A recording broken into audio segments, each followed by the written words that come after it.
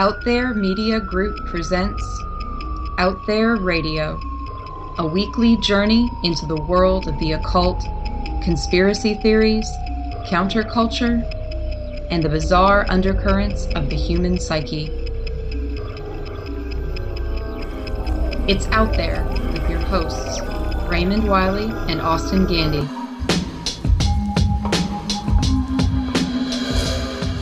Welcome to episode 55 of Out There Radio, Phantom Time Hypothesis.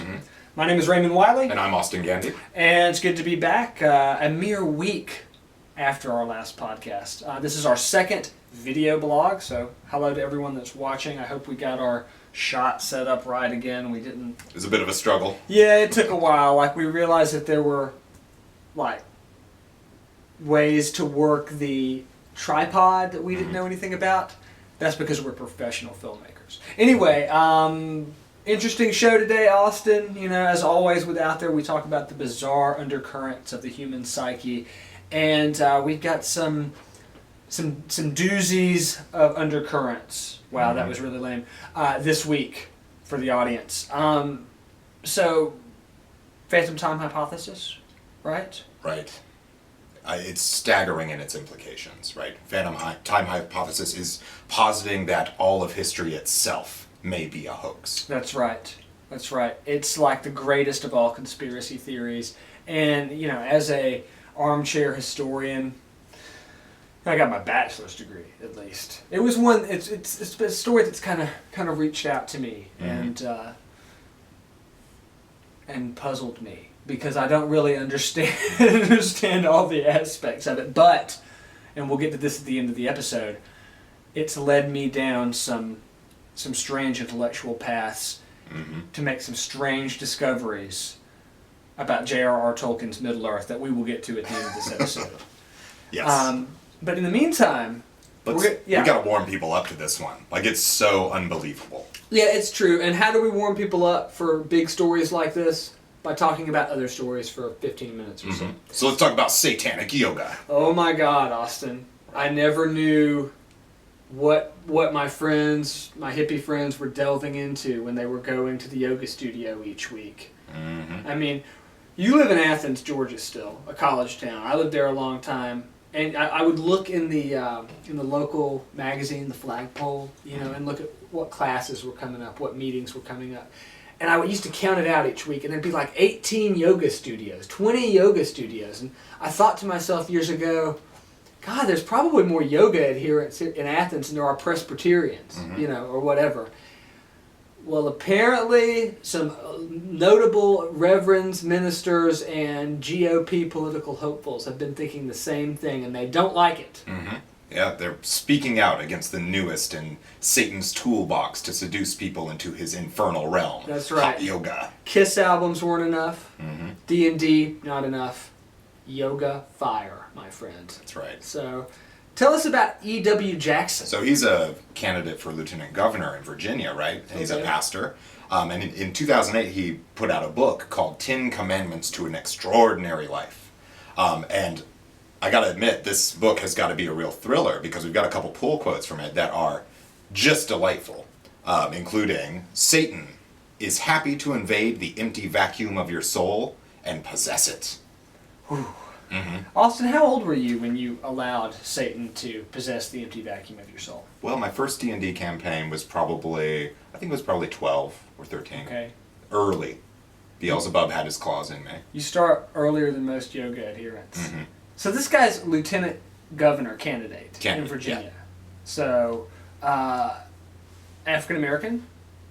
So he's made some other interesting comments, being that he's African American and very conservative Republican about gays and about how they are. Oh, I've got it right here. Sick and degenerate. Yeah, those are quotes. And he's also said that blacks should leave the, quote, Democrat Party. He has this 5-minute long YouTube video about this. It's gotten 1 million views, right? And he doesn't get, he says the term Democrat Party, I think, 50 times in the video. So he's not exactly reaching out to the educated black elite of the country. Sure. I don't believe so. I think he's more for the Tea Party audience than anything. Mm-hmm. So, but you, Austin, you're a wizard, Mm-hmm. a magician, and what do you think about this idea? Well, he feels threatened that practitioners of yoga will find their lives turned into a, quote, post-Christian, spiritually polyglot reality, which is one hell of a phrase. My God, I think that's we should change our iTunes description of this show. Post-Christian, spiritually polyglot podcast. That's right. I love that. Yeah. I love that. I mean, I've got to agree with him, too. I mean, we've got other quotes from, like, Mark Driscoll of Mars Hill Church. Other pastors and reverends and priests have been coming out and agreeing with this statement that yoga is, in fact, a threat to Christian values. He says, yoga is demonic. If you just sign up for a little yoga class, you're signing up for a little demon class. Oh, man. Mm-hmm. And Father Gabriele Amorth, how's that for a name? Former Vatican chief exorcist, agrees, practicing yoga is satanic. It leads to evil, just like reading Harry Potter. These are gateway drugs. I mean, look at me. I started playing D&D when I was 12, and where am I now? 8th circle of the Sorcerer Supreme, initiate of yoga. I mean... yeah, well, I mean, I'm a cautionary tale. I was worried that, it was, I mean... Now that you've said that, I can see how it's the gateway drug. Okay, I mean, at first I just thought that Pastor Cummings had played Street Fighter 2 too much, and he thought that all that there was to yoga was stretchy arm punches and yoga fireballs. And maybe that's part of it, but they're hell fireballs. Mm-hmm. And well, what do we tell our audience about these gateway drugs? Find a good studio and embrace Satan's realm. Yeah, his kingdom is, it's quite posh, actually. Right, well, I mean, it raises this interesting question, right? So the way yoga gets practiced in the United States is kind of in one of two ways. One, it's stripped of all of its cultural background and any spiritual aspect, and it just becomes basically just stretching, Okay. And the Vatican released a statement, I think the former Pope, Benedict, said that it runs the risk of becoming a cult of the body, where only the body is paid attention to, or it's practiced in this way that still has kind of these Hindu or mystical spiritual elements to it, which can, in fact, conflict with strongly held societal or Christian values. It does seem like yoga, practiced in either of those ways, could threaten to undermine your Christian faith. I mean, God forbid, right? Well, I don't know. I guess maybe he should. And that's what E.W. Jackson thinks. Mm-hmm. So, but you get into this interesting point about the body, okay, and how cult of the body, right? Mm-hmm. Okay, it's not just the Catholic clergy that are into this idea that, yoga is getting you too close to your body there. It's also the evangelicals as well. Now, we've got this quote, and it's from the article in The Atlantic that came out about this whole gaffe. And it's R. Albert Mohler Jr., president of the Southern Baptist Theological Seminary. God, would I love to party with this guy. Right. Sparked a passionate discussion on the topic of Christians and yoga in 2010 when he wrote, this is going to go on for a while, but let it sink in, okay? To a remarkable degree, the growing acceptance of yoga points to the retreat of biblical Christianity in the culture. Yoga begins and ends with an understanding of the body that is, to say the very least, at odds with the Christian understanding. Gotta turn those cell phones off. Christians are not called to empty the mind or to see the body as a means of connecting to and coming to know the divine. Believers are called to meditate upon the Word of God, an external word that comes to us by divine revelation, not to meditate by means of incomprehensible syllables. Ooh. It goes on, to say more about this idea that your body, you better just get away from it, because if you try to find God or spirituality in that, you are unchristian. And theologically, I mean, that's sound. Like, what does Right. old JC say? Be in the world but not of it, right? There's this whole idea of kind of the real stuff comes after your body goes away. When you're dead, that's where your reward is. The idea of embracing the body as some kind of perfectible vehicle on earth is a little too body positive for traditional biblical values. It's true. And which is why the whole thing is kind of annoying. Basically, I mean, and just from a purely PR point of view, Austin, like, what are we going to drive all the yoga people out of church? Not a good move. But I guess it's all about these people sort of showing their true colors, and some of the more negative aspects of this philosophy showing its true colors. Right, and how it brings out a fear of something as simple as learning to stretch your body. You know, and God forbid there also be some spiritual or mystical element to it that might allow you to stretch your mind a little bit. Well, remember, Austin, if you empty your mind, you become the open vessel for Satan. So, can you tell us about some of your experiences with the Dark Lord and yoga? Well, I can only reveal so much to non-initiates, but I can definitely say that Aleister Crowley would wholeheartedly agree that yoga is a straight line to the acquisition of magical power. I didn't even think of that. Right? Like the whole AA, that whole magical order, right? Which you check out on the internet if you want to read more about it. It's like the OTO, right? But it's like singular based. It's not like group based, and that most of that is sort of 19th century Victorian versions of yogic practices, right? Absolutely, yeah. And we all know Crowley's the beast himself, so... And he viewed the entire practice of magic to be a, like, training for being able to do yoga. Now we know. It's like the highest level of Satanism. Right. Satanism isn't the gateway... yoga is not the gateway drug to Satanism. It's the other way around, in fact. Oh my God. This is blowing my mind. This is blowing my mind. So... But I gotta say, like, I'm really kind of the more these clergymen get into this whole, like, God is this external word that you cannot come to any understanding of naturally of your own self or by exploring your body or your own mind, that it has to be given to you from the outside. I mean, of course, like, the clergy is going to say that because that's their whole function within society, is to dictate what you're supposed to think and how you're supposed to feel about God and Jesus and all this stuff, right? And by saying, oh, well, you can go within to find something greater, oh, that's the greatest heresy of them all. I mean, and once upon a time, they were picking on the little guys, you know, the heavy metal kids and the D&D players, but now they're going after the big names.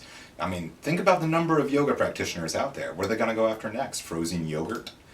It's true. The more and more they push, the more they're going to alienate, like, younger and younger people who don't have time for that kind of nonsense. But they don't worry about alienating people because they have a mechanism for converting and brainwashing people. I mean, I don't want to, maybe I'm overstepping my bounds for the YouTubes here, but... We're going to get flagged. Oh, well.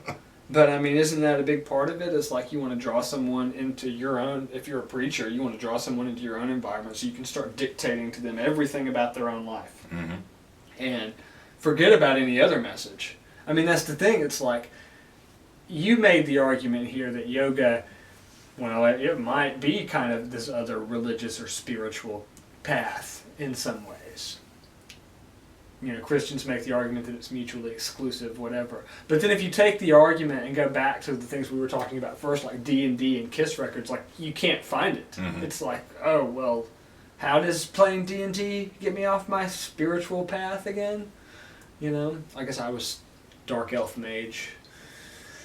Yeah, it was the gateway to Satanism, wasn't it? Yeah, your true colors come out when you roll up an elf. It's true, and those colors are green, because I think that's the color of D&D elves' skin.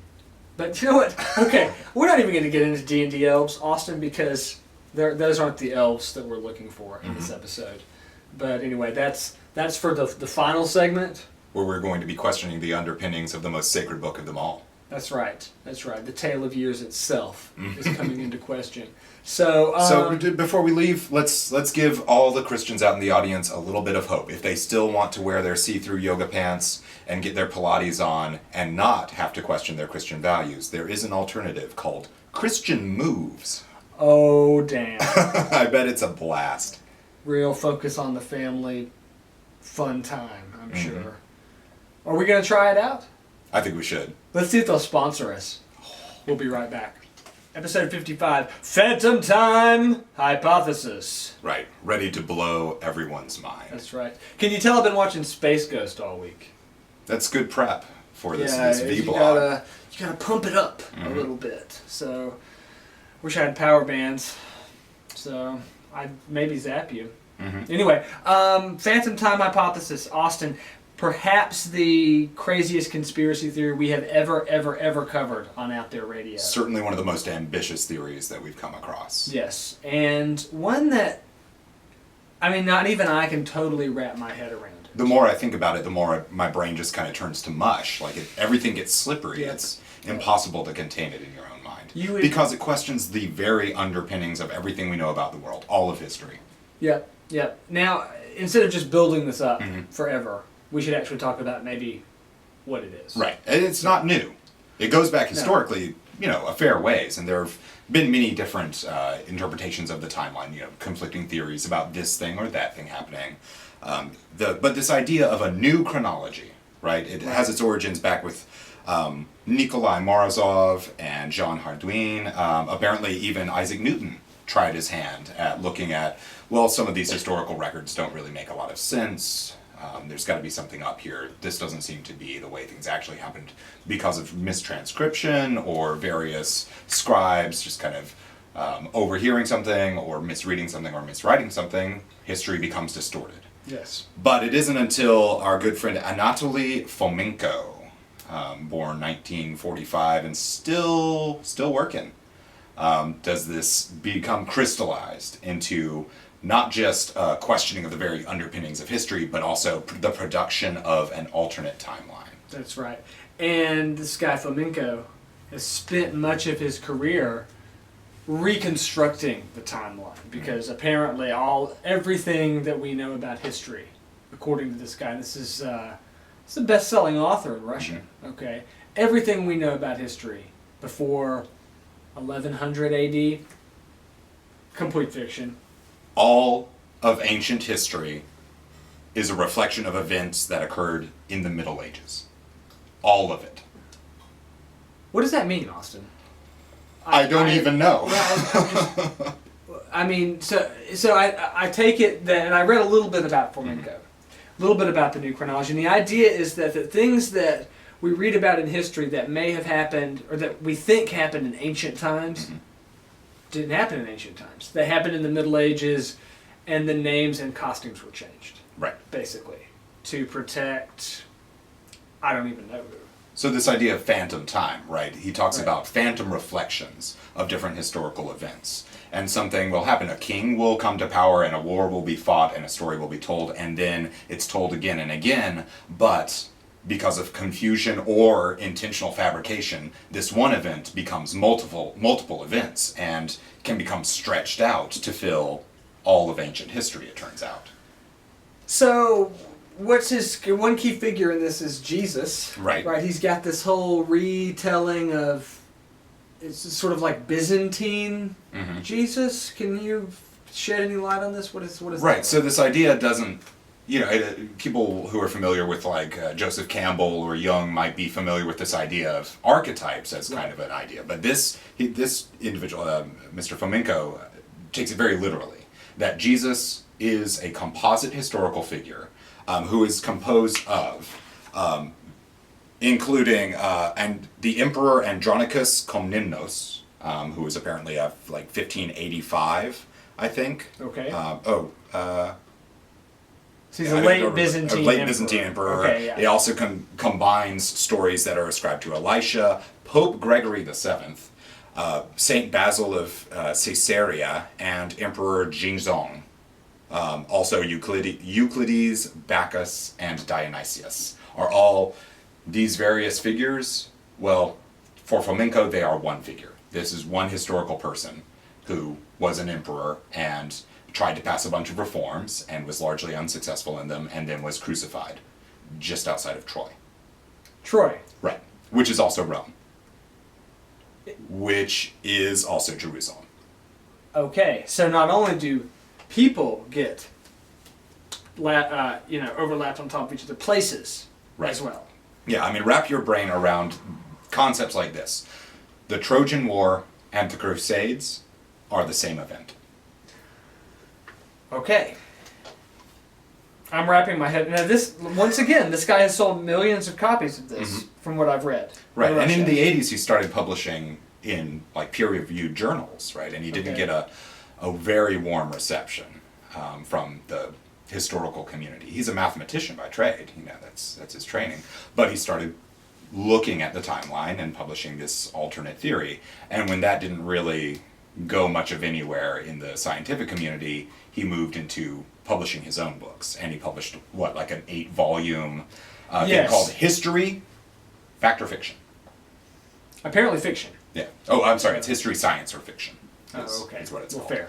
But still, fiction Is nonetheless. his conclusion. Yes. Right. So, why is it, when we were talking about this before, there's a certain reason why this has been so popular. Mm-hmm. There's the what if and the why has history been changed so much, and Flamenco has the answers. We're going to talk about other phantom timers in the next segment that don't really have as good of a conspiracy as to why and what are the implications. What are the implications? If you are a Russian reader of this, what are the implications of the new chronology? Right, well, I mean, this raises the question of how it's been received. Okay. The scientific and historical community in Russia has tended to say relatively unfavorable things, like Konstantin Sheiko called it a, quote, embarrassment and potent symbol of the depths to which the Russian Academy and society have generally sunk since the fall of communism. Wow. Right, and Western critics have also viewed it as an incredible work of fictionalized Russian imperialism. Now, that's what I wanted to kind of get into. That's why it has a popular appeal, right? Is this sort of imperial element? What is that all about? Right, so people who have looked at the structure of the new chronology note that it is very different from, say, the Marxist structure of history, which is in and of itself kind of an alternate timeline from what you would call maybe Western liberal chronology, right? Viewing things more as powers struggling for supremacy and the way they interact being kind of the major guiding forces of history instead of our view, which is largely centered around characters, wars, and events, ideologies. So this new chronology, on the other hand, it presents certain figures as more central than any single historical figure could ever be. And it also harkens to kind of this idea of Russia as being very, very much a centerpiece of all of the world's history. For instance, Genghis Khan and the Mongol horde are Russians, according to the new chronology. Okay. So there is an empire. You were talking about this idea of imperialism. It sort of reaching into that part of the subconscious or that part of the national pride of members or people who are reading this. So he's got this idea that there was an empire, in fact, pre-1200 or pre-1100, whatever the date is he gives for when all of history just goes haywire. Right.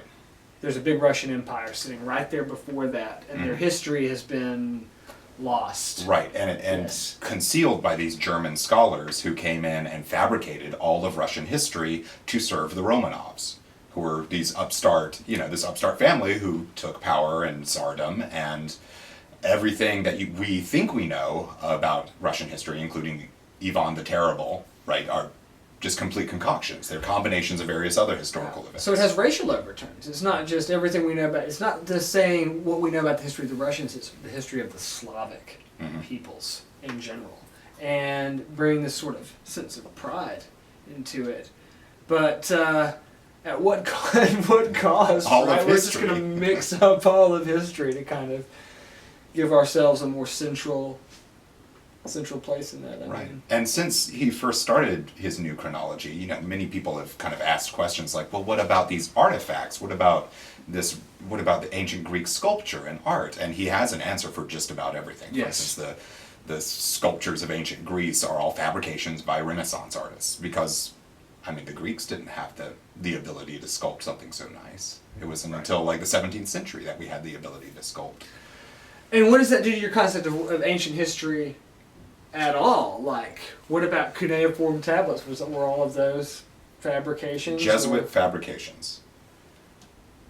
That's an episode in and of itself. Right. Yeah, all of Arab history and all of Chinese history are fabrications by Jesuits in the 17th and 18th centuries. I mean, we're talking from a historical standpoint, like just a second ago. All of history was fabricated. Hey, sells books. That it does. That it does. So that's the Russian version. Phantom time hypothesis, new chronology, these sorts of ideas seem to be a very European phenomenon. They tend to deal with different European historical concepts, and maybe after the break we'll get into Herbert Illig and his concepts of the proper phantom time hypothesis, which is where we got the title for this particular episode. We'll talk about that and phantom time that I have discovered within the Second Age of Middle-earth. Good. So, anyway, be right back. With a teaser like that, how can they resist? Yeah, you better stick around. We'll be right back. We're back. So, Austin, great presentation on new chronology there. Loved that. I don't know how you found the time to do even that much research about any topic though, because you've had some internet crack addiction. Don't do this, man. Some people have World of Warcraft. Austin, you have a mud? Is that the right? I can't believe you're outing me in front of all of our fans. I like to maintain the illusion that when I'm not in front of the microphone or the camera, as the case may be, that I am engaged in deep meditation and astral projection and. Right. But yeah, crafting magical items. May have fallen into next level nerdery instead and signed up for a free trial of a mud that's been running. You can say what its name is. This isn't CNN. I don't want to own it, but yeah, we were playing Gemstone, which is this mud that came out like back when it was before AOL was even around. You said 86 during the break. So this is a text-based MMO, right? Yeah. There are no graphics. Yeah. And you type, get sword, get my sword, wear sword, swing sword at orc. Like, I mean, it's the purest experience of role-playing games that you can possibly have outside of a tabletop. It's amazing. And like most addictive drugs, you got your friends into this too. I Yeah. And so you guys were literally playing as groups. And if I look like I haven't gotten much sleep, it's because you tend to run for like 18 hours. Like, you don't get the eye fatigue. You slash run for 18 hours? So, like, slash run and then, never mind. Yeah, you know how it works. I do know. Okay, look, I may have played some Lord of the Rings online this past week, but at least I had something to look at. So. Yeah. No, you'll like this. As a coping mechanism, I've decided that we're going to move on back to our roots in tabletop role-playing games, and we're going to take another crack at a Shadowrun campaign, which you know is my absolute favorite campaign setting of all time. Because it's so cyberpunk. Yeah, it's like super melodramatic cyberpunks, but with elves too, you know? Like, you live under the shadow of these corporations, but you're also an elf, you know? It's the perfect thing, but it's an almost unplayable system. But you'll appreciate that the character I'm trying to roll up is a troll. Okay. Who's involved much like yourself in like a meta-human Black Panther party called the Sons of Sauron. You like that? Well, we'll get to Sauron later. Can we move on? Okay, I've beat you up enough. Let's beat up Herbert Illig, creator of Phantom Time Hypothesis. Oh wait, Phantom Time Hypothesis. Right. So, we kind of jumped the gun there with the Fomenko section because that was like the furthest extent that people have messed with the chronology. Now, what people have heard of more often is this idea of phantom time hypothesis. Yours was the Russian version. This is the German version of history getting all messed up and getting lost. Okay, this guy Herbert Illig, or Herbert Illig. I mean, there's an I in there that I wouldn't know what to do with. And he's a historian, and he's got this concept that the years 614 AD to 911 AD didn't happen. Just did not happen. Were the creation of medieval scribes and that all of the things we use to prove that there was this dark age, right, between the end of the Roman Empire and the Middle Ages, like all of those things are in doubt. He talks about how the science of tree ring dating is off, and all sorts of other kinds of dating. Basically, any kind of dating that would prove how wacky this is and how wacky of an idea this is, right? But what I really like about it is where he gets this amount of time. He says that we shifted from the Julian to the Gregorian calendar in the 16th century. And that when that happened, they recalculated based on the calendar switchover when the equinox was supposed to be. And it was supposed to correct for the drift of the equinox over the years, because there was a few too many hours in the year in the Julian calendar, right? Well, when they corrected it, it didn't correct as far as they thought it was. And from this, Herbert Illig has postulated that they actually had added too many years in. So to cover up their sloppy math, they just added in 300 years of Dark Ages. Basically, and this includes the entire Carolingian dynasty. Okay, the first Holy Roman Emperor, Charlemagne. Right. Not an inconsequential figure. No, definitely not. But a total fabrication. Now, we were talking earlier about sort of imperial, motivations behind these phantom time ideas. Getting rid of Charlemagne would be great for a German. Tell me it wouldn't. Tell me it wouldn't. No. This is. We got to be serious about this. Mm-hmm. This is a serious issue, phantom time, and there's also this idea that archaeologists haven't really found much dated to the Dark Ages, to the years about 700 to about 900, 600 to 900, and that. There's very little change in architecture or anything over this period.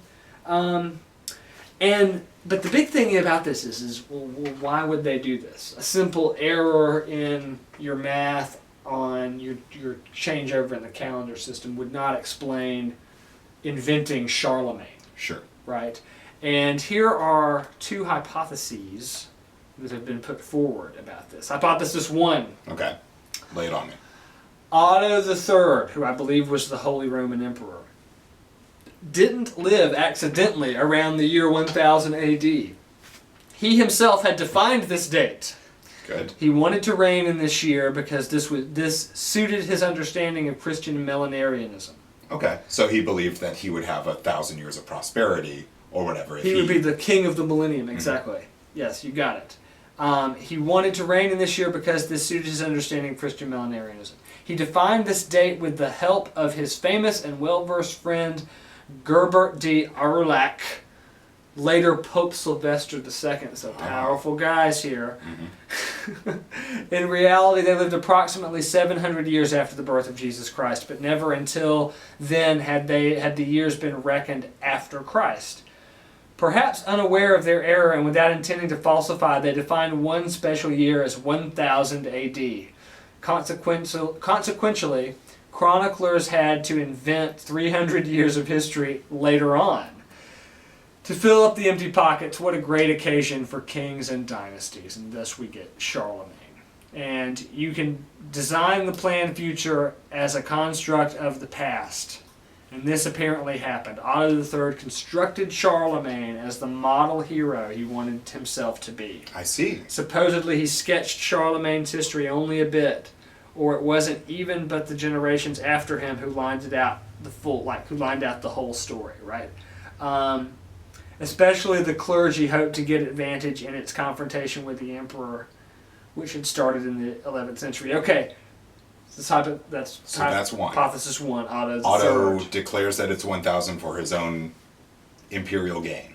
That is so awesome, dude. I declare that it is 1998 again. Mm-hmm. That's awesome. Okay, hypothesis 2. Mm-hmm. Constantine VII of Byzantium, 905 to 959 AD. By the way, 905 didn't happen, remember? Mm-hmm. Organized a complete rewriting of the whole Byzantine history.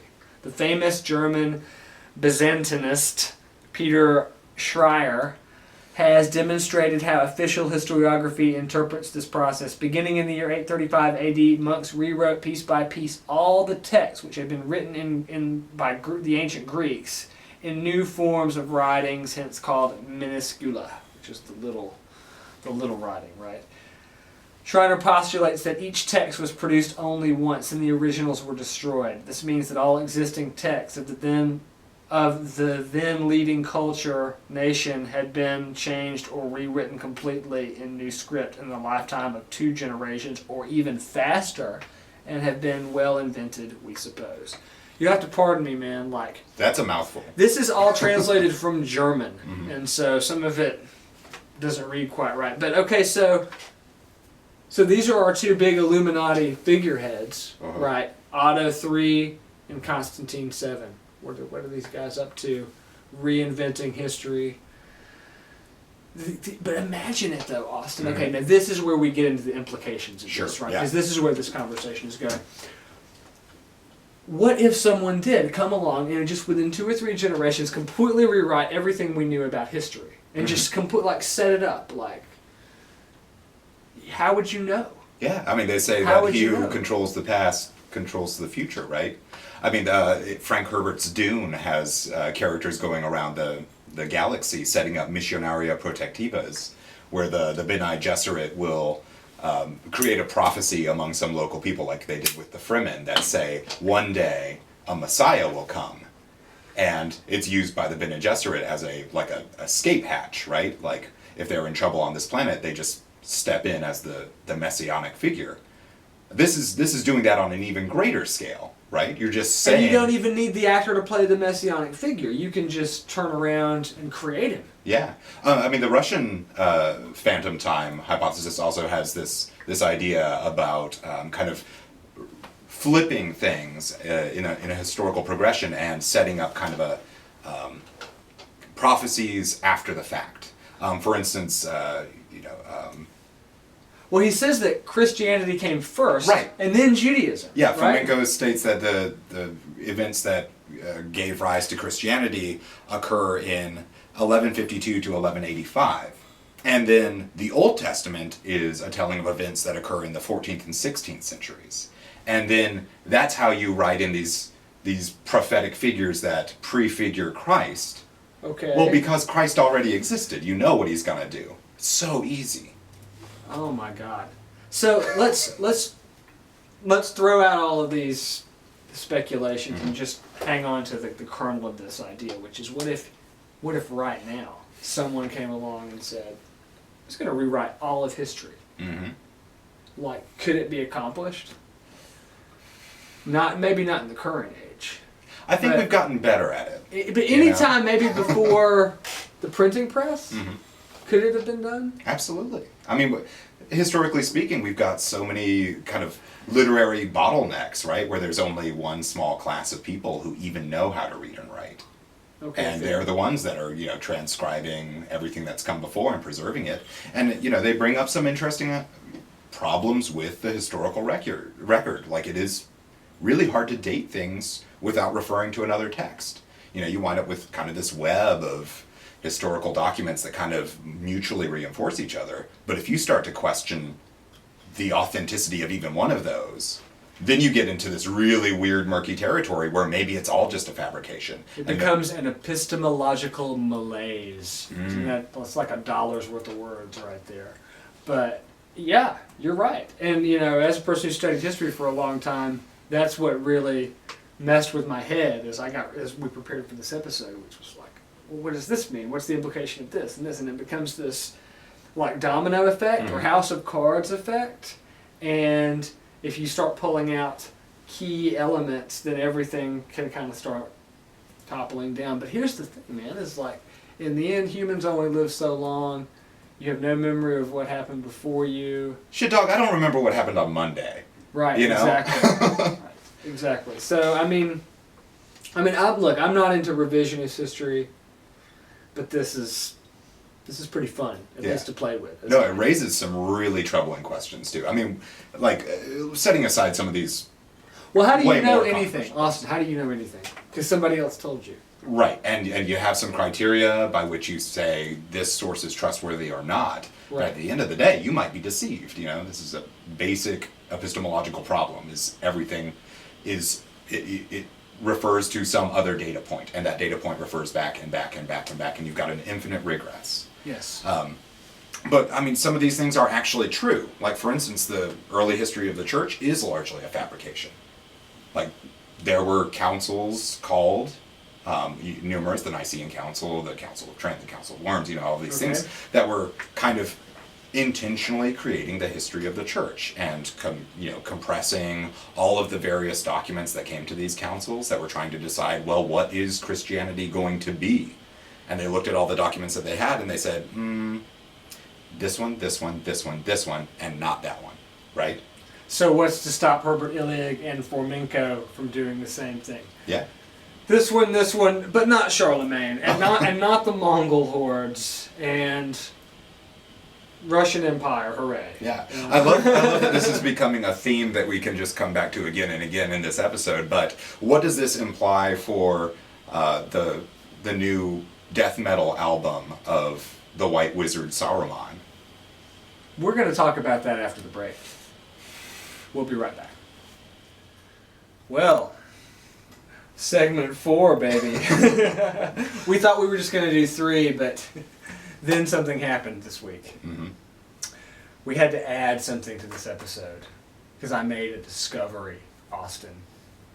I'm one of the world's foremost J.R.R. Tolkien Middle-earth scholars. True. Yes, I'm also one of the most badass guardians on Lord of the Rings Online. Okay, just so you know. And my deep, deep lore master-esque knowledge of Middle-earth and this week's study of Phantom Time Hypothesis have come together in my mind, and I have formed a radical but easy to prove theory. And we got to refer to the source book itself. That's right. It's my super deluxe edition of Lord of the Rings, right? Bookmark. It looks like a Quran. It does. Really. Anyway, Appendix B, the Tale of Years, Austin. The Second Age of Middle-earth, okay? These were dark years for men in Middle-earth, but the years of the glory of Numenor. Of events in Middle-earth, the records are few and brief, and their dates often uncertain. I think I see where you're going. That's right. So, all you Tolkien fans, Lord of the Rings dorks out there, you guys have this vision in your mind about the Second Age of Middle-earth and the glory of Numenor, the Atlantean society of men who lived greatly long lives, but not long enough, and who eventually betrayed and rebelled against the powers of the West and had their island destroyed by the guile of Sauron. Right. This is just as the Dark Lord Sauron is rising in power, right? Exactly. In the Second Age, right? Okay, so here's the thing.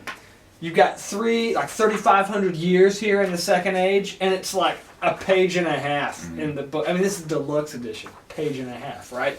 So what I'm going to put forward is the idea that the Second Age of Middle-earth has at least 700 years of phantom time in it. And this is somewhere in the 3rd millennium, okay? This is the time period where Numenor was said to be in decay and that the kings had turned away from the lords of the West or their friendship with the elves or whatever, right? Mm-hmm. And here's how I know. It's just like Fomenko and Herbert Illig, okay? The kings of Numenor, some of them have Tar at the beginning of their name, which is Sindarin elf language. Okay, right? Some of them have R at the beginning of their names. Well, I would put forth the ones that have R, the rebellious ones at the beginning of their names, didn't exist. Fabrication. I see. That's right. Sauron. Yep. Mm-hmm. He was captured, right? Brought to Numenor. The king Ar-Pharazôn the Golden. He was trying to just create this extra history for himself, like the Carolinians, right? And Herbert Illig, where Otto wants to be Charlemagne, while Ar-Pharazôn wants to be all these other kings. He's like the Romanovs. Boom. Making all of Numenorean history up. Was there even a Numenor? I mean, you can't find it on any maps today, right? sunken beneath the sea. A likely story. Like I said, man, you pull one card out, everything else comes crashing down. What if all of the Silmarillion is a lie? This is Lord of the Rings, Austin. Get it right. we're going to have this fight. Because Phantom Time Hypothesis also brings into question the new death metal album by Christopher Lee, also known as the White Wizard Saruman. Yeah, right? Your joke at the end of the last segment Right. sailed right over my head. So Christopher Lee has a metal album. This isn't his first. Okay. But this is his new one. I mean, the man's like 108. I mean, he's ancient, but he brings so much metal that you can't help but be impressed by the magnitude of his pedigree. For one, it's called Charlemagne, Omens of Death. And it is in fact... Okay. It's in fact a recounting of his own family's history, which he can trace all the way back to Charlemagne, who never existed. Bam. How dare Fominko and Illig question Christopher Lee's pedigree? He's been Dracula. Mm-hmm. He's been Saruman. Wait, was he Dracula? Yes, he was Dracula. Many times, okay. Yeah. Okay. And he fought Nazis in World War II. He was in Star Wars. Mm-hmm. He actually did fight Nazis in World War II, didn't he? Yeah. Well, I would like to see a duel between lightsaber duel, obviously. Good. Between Count Dooku and Fominko. Let's set it up. I mean, how can Fominko compare against Kurumu? The winner becomes a Byzantine emperor. Okay. So I don't think there's nowhere but down to go after that joke in this episode. So Austin, as I put away my deluxe Quran of the Rings here, I think this is going to bring about our first hateful YouTube comment. what are they gonna think? You're going to get a Lord of the Rings fan very upset. You're playing with fire. You're talking about the basic underpinnings of Middle-earth history. Look, if the elves had written that history, I'd be okay. Mm-hmm. But this is men have short memories, you know, easily corrupted. Mm-hmm. And so yeah, Phantom Time, Second Age of Middle Earth, Third Millennium. Good story. Read about it. So, anyway, that's going to pretty much wrap it up for this week, right? But we want to encourage you. Right, we've got this new format, the video blog, that opens so many things. I mean, when we started doing Out There back in the way back, the internet was still just a playground, you know, bulletin board services and we Telnet. had our MySpace page. Yeah, which I think people weren't Austin, people weren't using Telnet in 2005. Flashing back to Jim Stone, I'm sorry. Oh, dang. But here we are. We've got Facebook pages and Twitters and YouTubes and, of course, OutThereRadio.net. And all of these things can be liked and shared and stumble upon. And subscribe to. And most importantly, subscribe That's to. right. So if you like the audio version, grab us in your favorite podcast catcher or RSS feed reader. You can get our RSS feed right off of OutThereRadio.net. Same thing with if you're an iTunes user. Subscribe, you get the episodes automatically. It's so nice. Mm-hmm. And you can leave us, you know, comments in iTunes and a rating and a review and tell us how we got the Second Age of Middle Earth all wrong. Mm-hmm. And this is something that I'd love to try to do more with this season of Out There.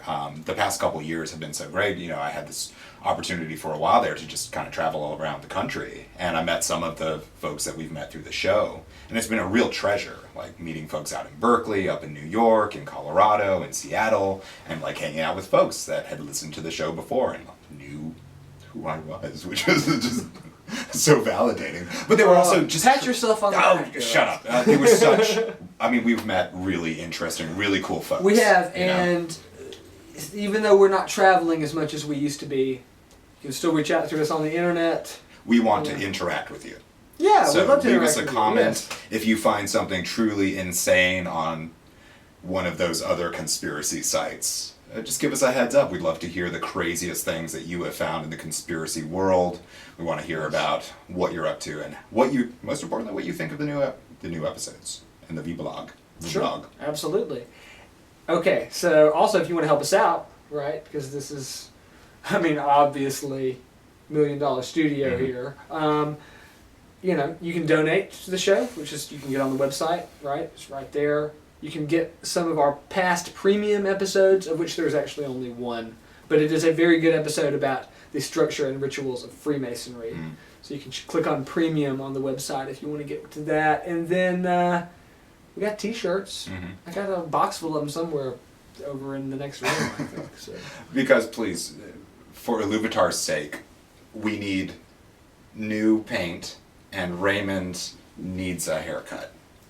Yeah. Help fund Raymond's haircut. And in fact, we'll even do an auction of sorts where the highest bidder gets to decide what haircut Raymond gets. No.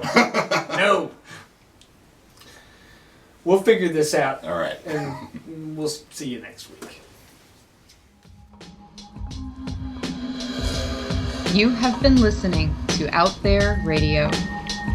For more information or to access premium episodes, please visit us online at outthereradio.net.